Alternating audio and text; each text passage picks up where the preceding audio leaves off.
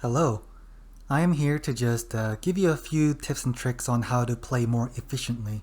So let me be clear that this is to play more efficiently. It doesn't necessarily mean to play better. Although if you're able to deal with the situation at hand a bit more efficiently, you'll probably play better. So, just take it as you will. So the first thing that I want to talk about is obviously hotkeys. So professional players like Anticity didn't really use hotkeys, but if you made me stop using hotkeys, I would be like much worse at playing the game. So let me just give you an example. So let's say this is like your front line, right? You put them as one. I put them as one because I don't use number one that often, but you can use it whatever number you want. So when I do this and I'm, let's say, focusing on this over here, like, oh, my cavalry is going around and I want to go back to my infantry, you can just double click one and just go here. Or you can, for example, I'm using cavalry and then I want to say infantry, charge and attack. You can just click one to do that. So some of these tips will be very basic, but I'll get into more advanced stuff later. And the second thing is with infantry, the reason I put them on one, which I don't use very often, is because they're more of a use and then forget kind of units. So for example, infantry usually don't win you fights. They're usually there to just have cap weight or just hold the line. And you want to usually set them up like this, so that if the enemy, for example, Norska uses Sea Fang on on, let's say, this Sea Fang goes through, let's say, 3 units, and they also use Burning Head, so it hits a bunch of units. So 4 units could be dead immediately from that. So to stop that, you want to just separate them a little bit like this, just so if they use a Sea Fang, it'll only hit like 1 unit instead. So that's some basic multiplayer strategies. And I'll also talk about mostly the groupings. So, and also you can see the group lock. So this can be useful because you can do it like this now. So instead of using Alt or Control, you can just do this. But let me just warn you that this can be very janky. So for example, if I do this and I Control A and Control All, you can see that the infantry is kind of in a different position. You can see here the handgunners are in the middle of this, but if I'm doing this, you can see that the handgunners are kind of like at the bottom left. So your formations can be kind of weird if you put them in lock group like this. So now it'll move exactly as it is. So control group lock is kind of janky overall. But anyway, I'm sure you know this, but if you want to, for example, this formation, if I right click somewhere, it's just going to put them in a line formation again. So to move these, you hold Alt and then hold left click, and you can let go of Alt after you do that, and now you can just move it around. I have a let go of Alt and I can still do this. And if you want to turn them around, you hold Control and you can do this. If I let go, then I can not do that anymore. But if you hold Control, you do this. And that's generally how I move my front line. So obviously to be able to do that, you need to put them in a control group.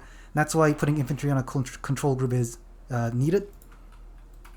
Now for control group 2, I usually use handgunner or range units. Or for example, if you're playing as Norska, you can put Marauder Horsemen as that. 3 will usually be cavalry, mainly because that's the easiest one for me to get to with my index finger. 4 can be, for example, I have cannons here, right? It usually can go for 5, but if I want to, let's say, put 2 units as a guard unit, I'll use 4 as that. Or for example, if you have 2 as handgunners, you can use 4 as grenade outriders, for example. And that way you won't confuse them, because the handgunners are not very fast, so you need to make sure that they're the back line. But the outrider grenade launchers can go in the front, and then once they get in danger, they can go behind, so they're usually more mobile, so you want to have more control over them.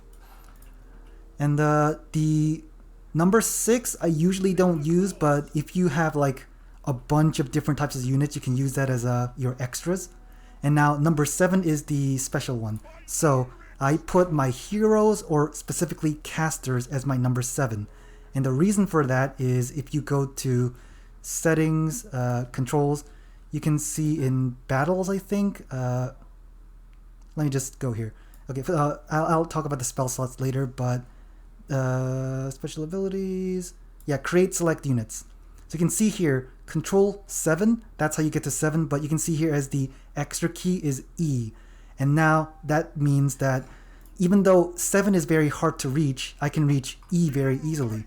So let's say there's a fight going on here, something happened and my enemy has used, okay, I'm just starting. My enemy has used final transmutation or something, right? So I'm using cavalry, blah, blah, blah, but now I have to use healing. So I press E, and I can just use heal right away. Instead of going to my this and just going, oh, where's my Jade Wizard? It's here, and then using it, I can just press E instead. And if you double click E, then obviously you just pan to the hero. And now the other key binding, which you already kind of saw, but here as spell slots. So you can use Alt 1 to quick cast them, but the thing is, using Alt 1 kind of means you have to use your thumb and a finger, so that's kind of like annoying to use. And now you see I put them as 0, 9, and 8. So I'm using a Logitech mouse which has side buttons. So for example, my first side button is assigned to 8, my second 9, and third 0. So instead of having to hover over this and then do this, I can just hover over the ones I want, press the side button. You can see I'm already casting it. And of course, it usually snaps, but let's say you want to, let's say it's kind of close and it's not really snapping very well. You can use Alt to just move around as freely as you want. So yeah, as I said, when something's going on and you're busy, so you don't want to like, okay, where's my caster? And then here's a spell. Well, that's like too much effort to just do that. So you're doing things, blah, blah, blah, and then you just use that and use the mouse button, or you can assign it to wherever, but I have the side button, so I might as well use it, and I can just do this. So I'm doing this, blah, blah, blah, caster, cast, bam, like that. And the other button that I want to talk about is pan to Lord. So you see, I'm here, blah, blah, blah. If I press Q, he goes immediately to Boris Toddy, which is, my Lord. This is really important because if your Lord gets caught out of position, you don't want to like, okay, select my Lord. No, you can just press Q and then just move him around. And I think that is also in the battle. It should say pan to Lord. Yeah, here, pan to Lord. You see I have it set as Q. You probably have it as something different, but Q and E is very close to the WASD, so I just do that. Now, something that is new for Warhammer 3 is the special ability slot. This didn't exist in Warhammer 2, so this is new. This is basically everything from your hero's abilities like Foe Seeker or certain units' abilities like Bombardment. So as you can see here, the Phoenix.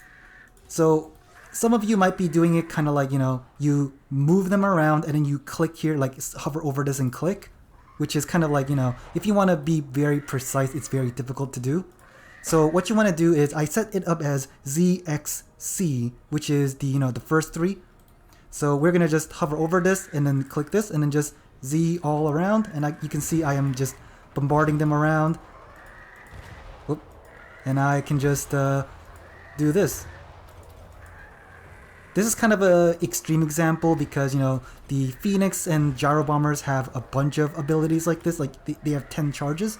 But I will show you another example. So let's say you're in this situation. So imagine that the enemy uses their Net of Amatok or, any kind of net spell and therefore immobilizes your Lord and then they're going to shoot you, right? So instead of going like, okay, I got to select my Lord and then look at this, activate that and do that, you can just instead press Q, and this is the third ability. Some abilities have 4, but you can press C, which is the third one, and you can just activate it. And your Legion of Chakwa, you can also just press Z, and now Lord Mazdamundi has 20 ward save and 80 missile resistance.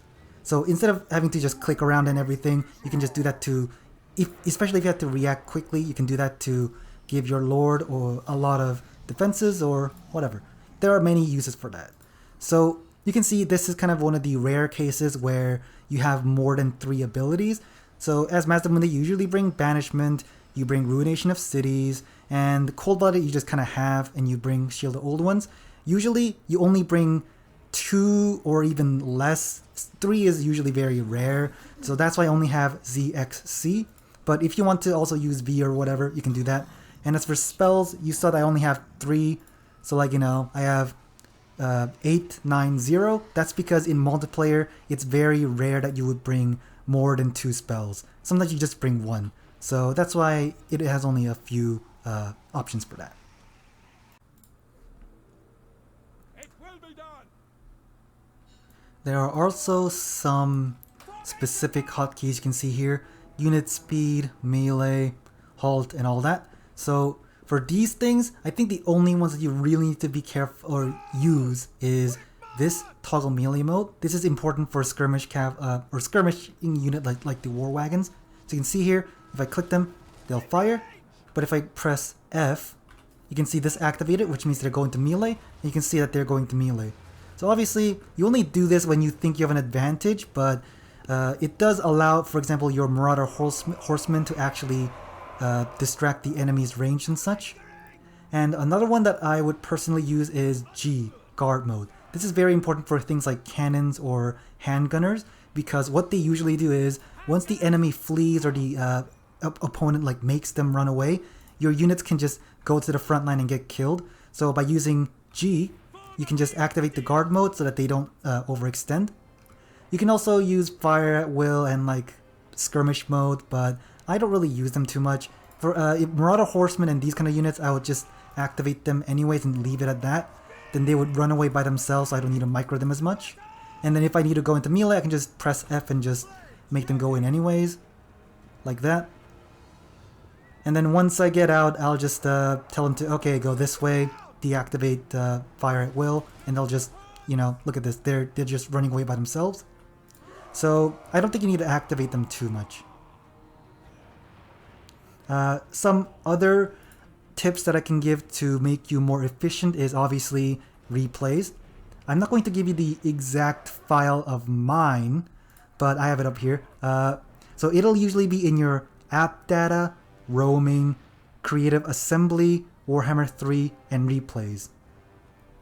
So in your replay, so for example, let's say I concede here, and you'll see the save replay and end battle, and you're like, okay, I want to save the replay, but you accidentally click end battle. That doesn't mean it's not saved. It is the auto save there. So if you go to your battle here, replay, this auto save was my last game. So even if you can't find it, you can find this. And if you want to, find it in your folder so that you can send it to Turin or somewhere, you can just go to, as I said, app data, roaming, the creative assembly, Warhammer 3 replays.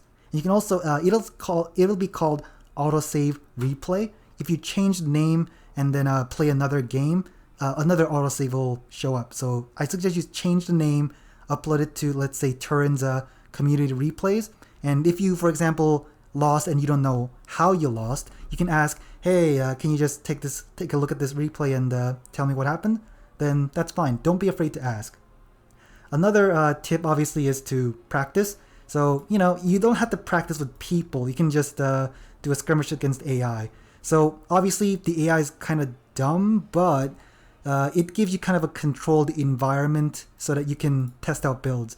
So, for example, let's say I do this, and I got this, and I got, like, Flaming Chariots, a bunch of Flamers, and I use this against the AI. And I'm having a lot of problems because you have to micro all these guys, they have to go around. Flamers are very squishy and you have to protect them. So you find out, okay, this is a bit too much for me micro-wise, so maybe I should change it. So playing against the AI is very good for practicing those kind of things. And of course, you can watch tournaments or watch replays like Turin's, and they'll usually tell you, oh, hey, this is why they brought this out. These are good for this kind of situation. So watch a lot of replays, practice with AI or with other people. And also, if you don't know, I don't use the debug camera, but it's not considered cheating or anything.